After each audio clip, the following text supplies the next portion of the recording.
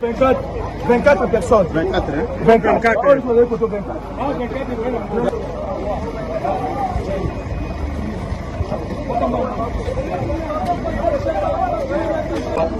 Papa, faut 24.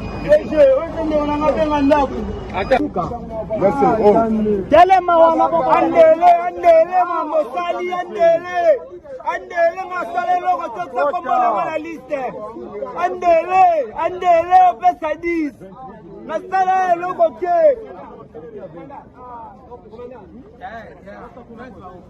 boloko balede na prison bakanga biso bakangonda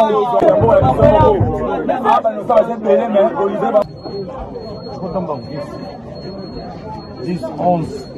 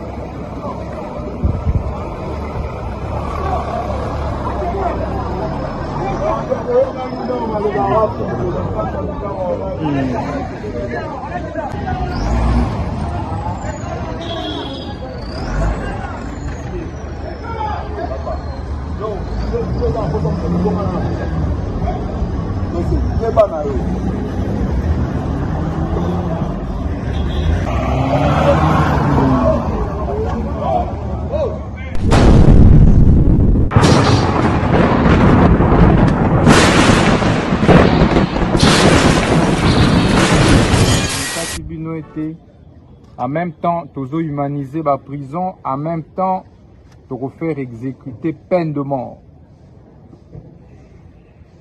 Donc désormais, bakangio rozala lisusu na boloko te. Donc faire exécuter peine de mort ndenge boyebi ezalaka par fusillade topé par pendaison. Et ko servir na leçon na bakuluna ba bandi nyusu. Tolingi lisu komona takuluna moko te na ville ya Kinshasa na ba ville nyusu ya mboka.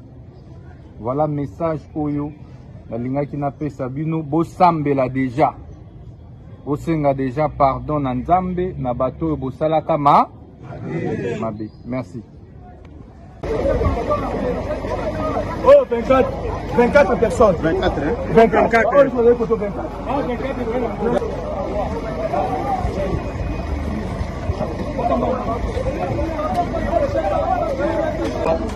Papa, faut 24. Merci. Oh. Telema wana andele mamosali andele masale loko tota komona wana liste andele opesa 10 nasala loko ke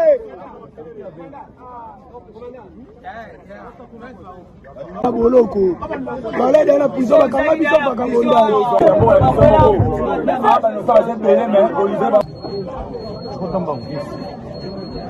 10, 11.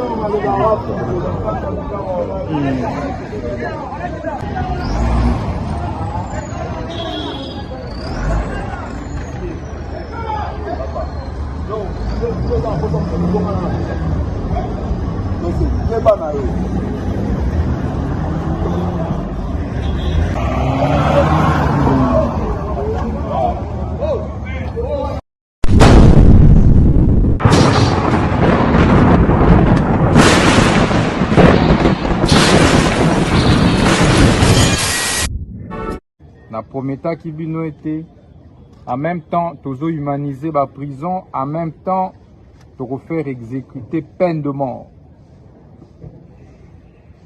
Donc désormais bakangi yo okozala lisusu na boloko te.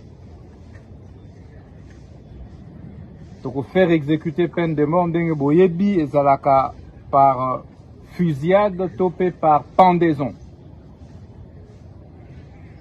Et qu'on servir na leçon na bakuluna ba bandi nyusu.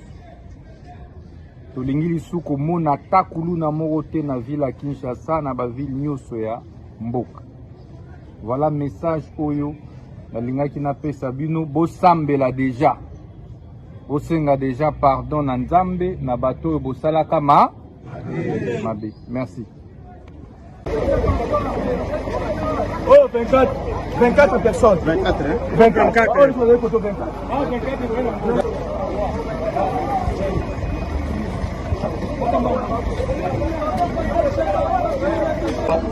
Papa, faut faire un 24. Merci.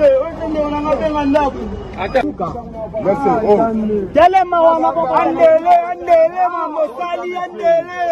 Andele masale loko tota kombola wala liste. Andele opesa 10. Masale loko ke.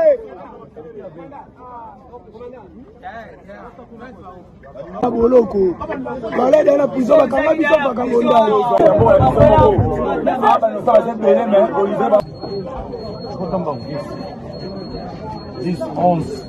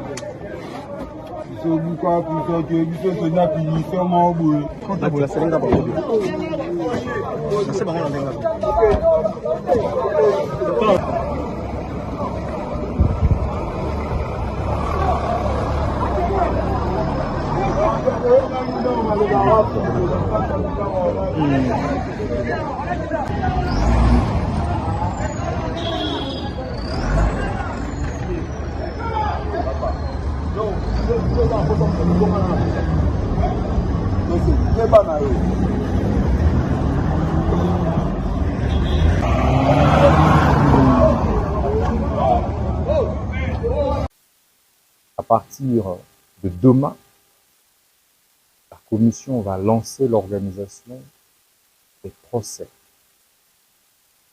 en flagrance contre tous les criminels. Tout celui qui sera attrapé sera arrêté, jugé, condamné.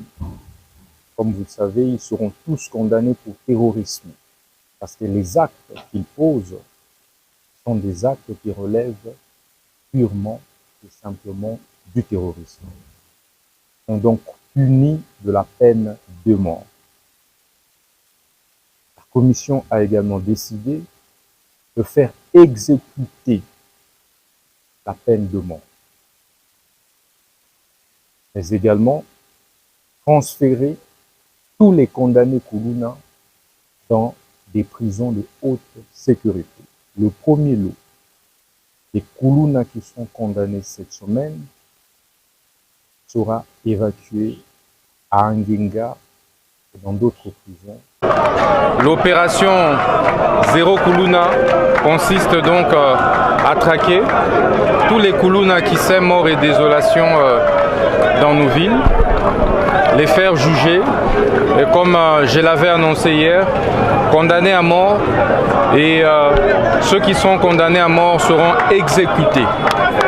Cela servira de leçon et remettra de l'ordre et de la paix dans notre société. Mais il faut également relever qu'après la condamnation, ils seront immédiatement transférés dans les prisons de haute sécurité. Et c'est à partir déjà de ce week-end. Mais comme annoncé, c'est dans le cadre de l'opération Zéro Kuluna dans toutes les grandes villes du pays que nous avons lancé sur instruction de la haute hiérarchie. L'opération Zéro Kuluna consiste donc à traquer tous les Koulouna qui sèment mort et désolation dans nos villes, les faire juger et comme je l'avais annoncé hier, condamnés à mort et ceux qui sont condamnés à mort seront exécutés. Cela servira de leçon et remettra de l'ordre et de la paix dans notre société. Merci. Mais il faut également...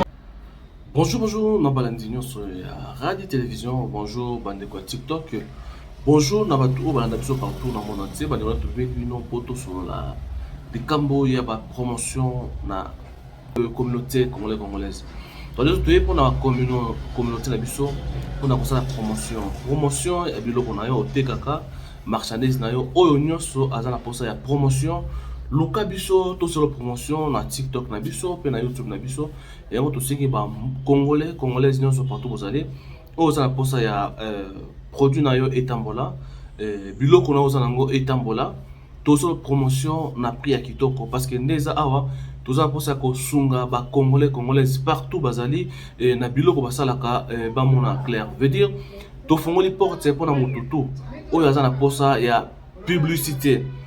Pour promouvoir biloko na otekaka ba produit na yo otekaka nzambe alola ako bénir par rapport ya bande kolanda biso ba partageaka baso ma produit oyo zoteka yango toye et pas ya mutu nyonso azana posa ya promotion ya produit na ye oyo atekaka ezala savon ezala mafuta ezala ba produit oyo kosunga bande kolanda biso ba tâche ya banduta oyo ya kosunga pona komela neti biso moko tokosala bino ba promotion pe ya kolakisa bino bakisi ya kosisa poison na kati ya nzoto pe ya kotraite makila na biso yango tosengi ndeko nyonso partout ozali contacter biso na kati ya chaîne na biso partout tokosunga bino eza ya bino simple ndeko oyo asalaka toujours na bonzambe toza tofungoli porte na mutu nyonso a contacter biso pour tout ça là promotion ya biloko na yo oza na école oza na flat hotel na yo ozali na oza na service de traiteur toi oza na malewa na yo oza na nyonso oza pour ça pour na promotion na ba congolaises ba o tout banda biso ndeko contacter biso to ça là yo promotion na. Merci Nandeko Nyonso à partager. Merci Namut Nyonso Oya Kozala intéressé. Contacter Nakatia Radi TV4 Ezali TikTok Nabiso Pena Radi Télévision Ezali YouTube Nabiso Radi News TV Ezali Bongo page Facebook Nabiso. Merci.